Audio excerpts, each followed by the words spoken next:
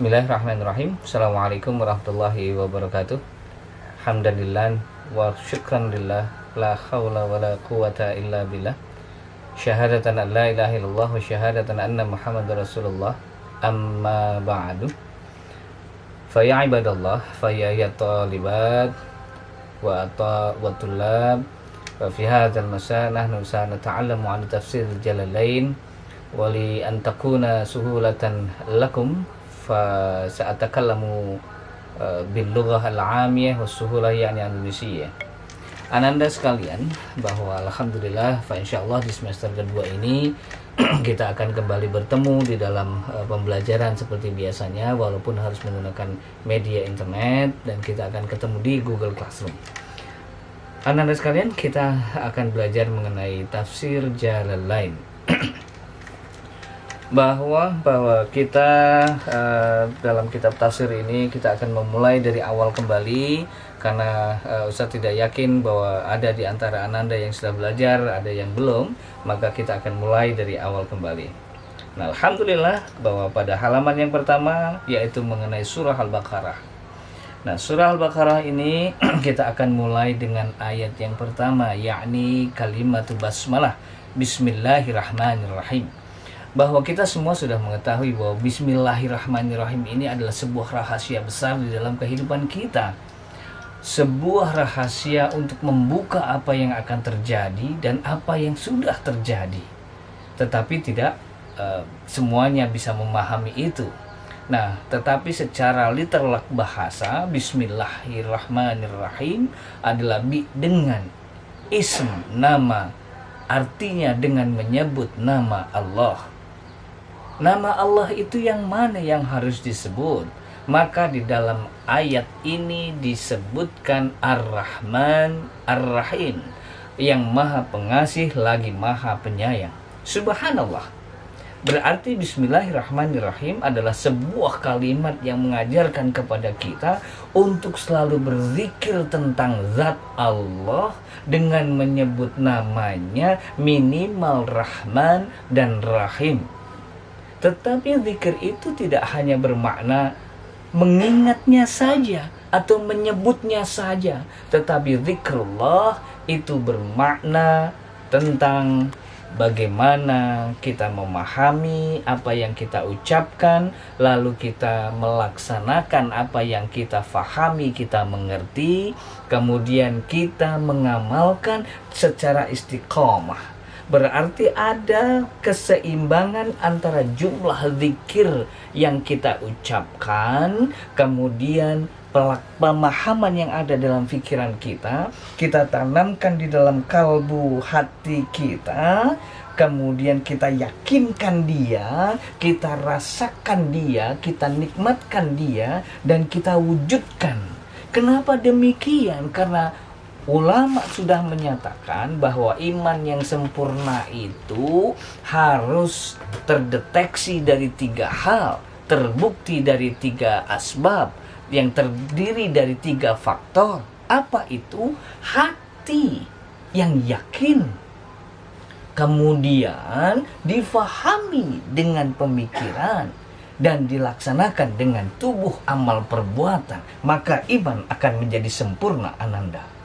Nah, ananda sekalian, maka Bismillahirrahmanirrahim adalah sebuah kelayakan, keniscayaan untuk kita amalkan secara nyata. Lisan kita wujudkan Rahman, pikiran menjadi Rahman, telinga kita juga Rahman, hati kita juga Rahman, maha memberi. Subhanallah.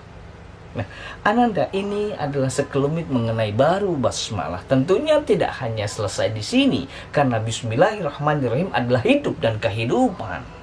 Nah, oleh karena itu kita cukupkan di pembahasannya yang pertama mengenai basmalah atau Bismillahirrahmanirrahim. Nah, kemudian kita masuk pada ayat yang pertama dari surah Al-Baqarah, yakni Alif Lam Mim.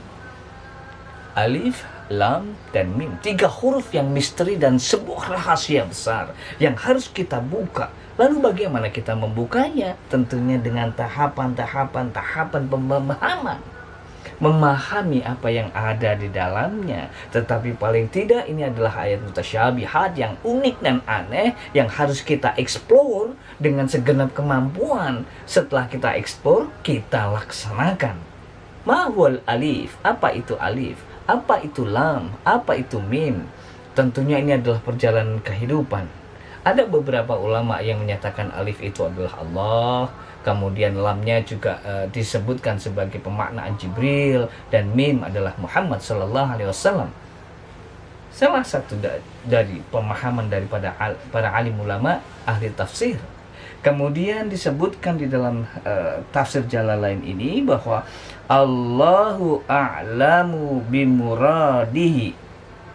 Allahu a'lamu bimuradihi. Allah, zat Allah, zat yang maha berkuasa dan menguasakan.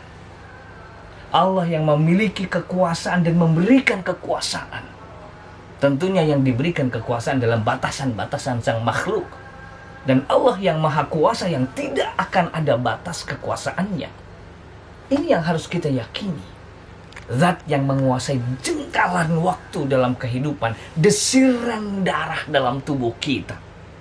Kemudian a'lamu, ini adalah ism tafdil yang menyatakan lebih mengetahui, tetapi di sini disebut dari kata a'lamu ini adalah maha mengetahui, lebihnya mengetahui. Apa yang diketahui oleh Allah? Bi muradihi, bi dengan murad, keinginan, hi-nya. Jadi Allah lah sendiri yang mengetahui apa keinginan Allah. Ya tentunya kita hanya mampu mengeksplor, kemudian menggali, memahami, bertanya, membaca, meneliti dalam kehidupan kita. Apa maksudnya Allah ini?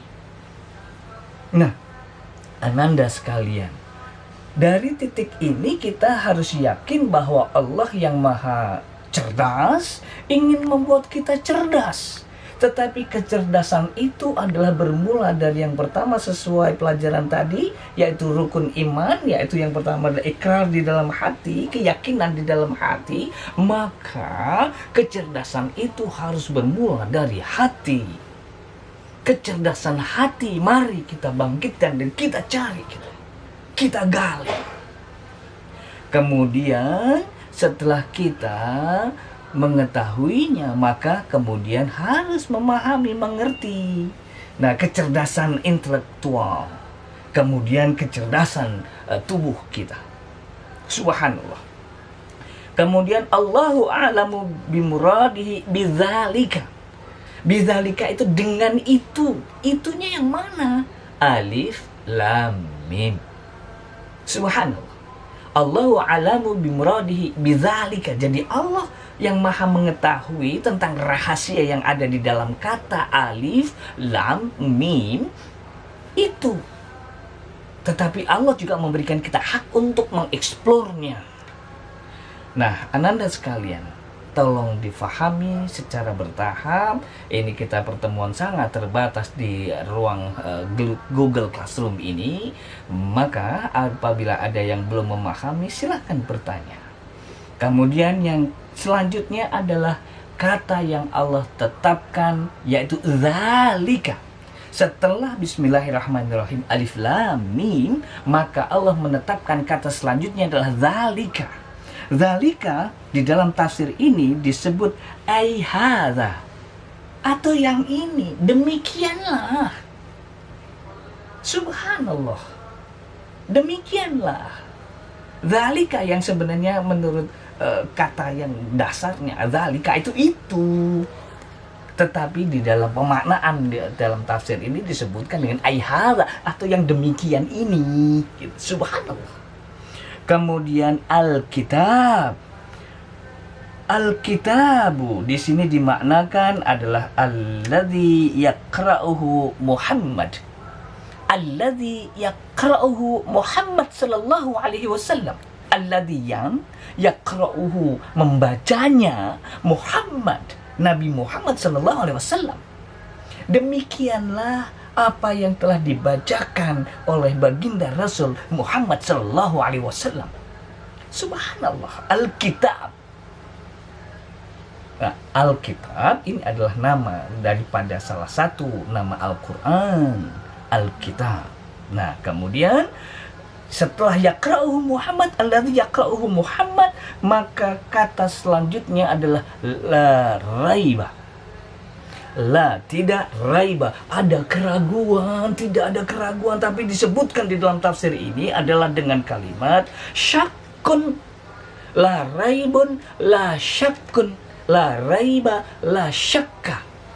Tidak ada was-was, tidak ada keraguan, tidak ada kegamangan, tidak ada kegalauan, tidak ada kegelisahan, tidak ada kebingungan. Semuanya pasti eksak, logis semuanya.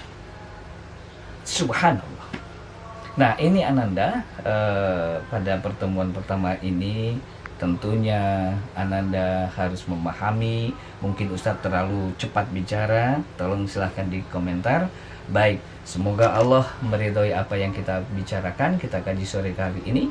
Terima kasih. Wallahu muwaffiq ila siratil syarif. Assalamualaikum warahmatullahi wabarakatuh.